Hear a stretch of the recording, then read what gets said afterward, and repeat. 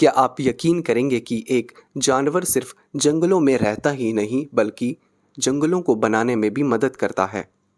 इसमें अफ्रीकी और एशियाई हाथी, जिनको वैज्ञानिक इकोसिस्टम इंजीनियर्स भी कहते हैं, क्योंकि हर हाथी एक दिन में करीब 100 से 150 किलो पौधे खाता है और इनके अपने गोबर को साथ साथ बीजों को फैलाने का काम भी करता है। कांगो वर्षावन जैसे जंगलों में कई पौधों के बीज फैलाने का ज़रूरी काम इन्हीं पर टिका होता है। अगर ये अचानक गायब हो जाए तो जंगलों की बनावट जैव विविधता के साथ बहुत ही बदल सकती है। ये संकट का कारण हो सकता है। लेकिन एक जानवर का गोबर भला जंगल का भविष्य कैसे तय करता है, आइए जानते हैं। हाथी करीब 100 से 150 किलो तक भोजन एक दिन में करता है। हाथियों का बीज फैलाने का जो तरीका है वो साधारण नहीं है। ये फलों को पूरा निगल लेते हैं और बीजों को मजबूत खोल को पहचानने का काम करते हैं।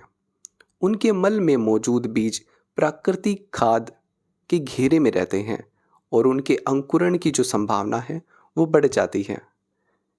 इससे एक ही प्रकार के पौधों का जो दबदबा है वो कम हो जाता है और डाइवर्सिटी बढ़ती है। मतलब कि अनेक तरह के जो बीज हैं उनको फैलाने का हाथी काम करते हैं। वे एक से दूसरे जंगल जाते हैं और अपने गोबर से बीज को फैलाने का काम करते रहते हैं।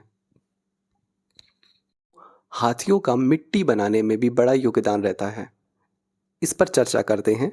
असल में हाथी का गोबर प्राकृतिक खाद की तरह काम करता है। इसमें मौजूद नाइट्रोजन, फॉस्फोरस और दूसरे पोषक तत्व जो मिट्टी को अपनी जान दोबारा बनाने के ऊपर काम करते हैं, जिसमें कीड़े, फफूंद और सूक्ष्म जीव पनपते हैं और सूक्ष्म जीव पोषण चक्र को तेज करते हैं, जिससे पौधों को बढ़ने में भी मदद मिलती है। इस तरह मिट्टी ज़्यादा उपजाऊ बनती है और लंबे समय तक जंगल को हरा बनाए रखती है। एक तरह से हाथी को मिट्टियों का डॉक्टर भी कहना गलत नहीं होगा। ये चुपचाप मिट्टियों की सेहत बनाते रहते हैं। आगे बात करते हैं जंगलों में नए पौधे और जीवन की नई शुरुआत करने में भी हाथियों का बड़ा योगदान रहता है। जब हाथी एक जंगल से दूसरे जंगल की तरफ बढ़ता है तो पेड़ों की घनी छांव में हाथी हटाने का काम करते हैं। जब पेड़ हट जाते हैं तो वहाँ पर जीव जंतुओं की नई स्पीसीज तैयार होती है, या फिर जीव जंतुओं को जहाँ खुली जगह मिल जाती है तो उनको जाने का रास्ता मिल जाता है। वे अपने भोजन की प्रक्रिया को आगे बढ़ा सकते हैं। जब हाथी पेड़ों को गिराते चलते हैं और घनी झाड़ियों को हटाने का काम करते हैं तो जंगल की पेड़ों से बनी जो छतरियां हैं वो खुला स्थान बना लेती हैं।